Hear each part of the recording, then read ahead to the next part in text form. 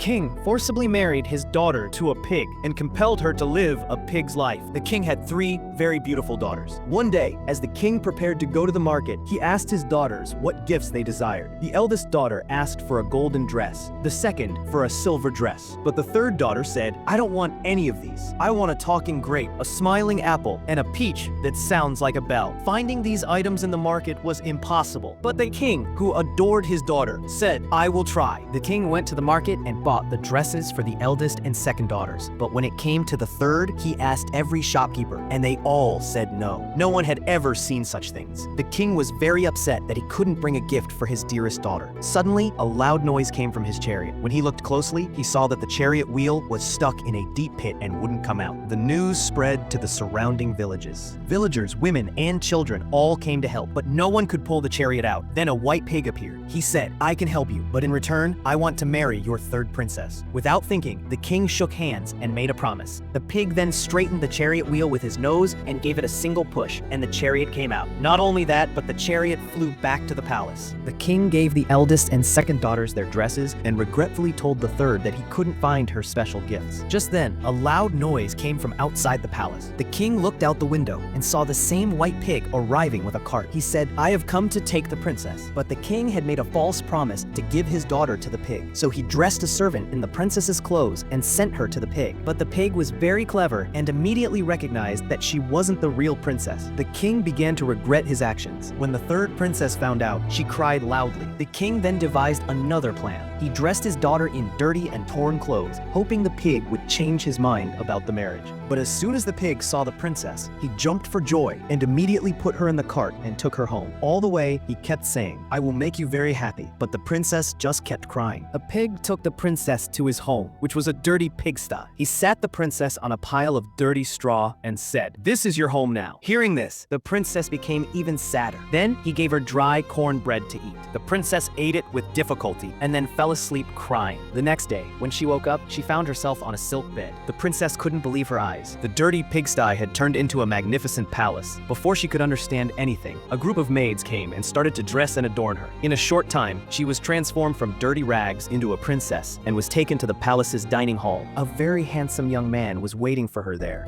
He said, "All this is yours now. If you wish, I can be yours too." The princess was surprised, wondering who this man was. But instead of answering her question, he took her to a garden. There, he showed her the talking grape, the smiling apple, and the peach that sounded like a bell. The princess was amazed. Then, the young man explained everything. He was actually a king who had been cursed by a sorceress to become a pig. But the sorceress had told him that if he found a talking grape, a smiling apple, and a bell-sounding peach, the curse would be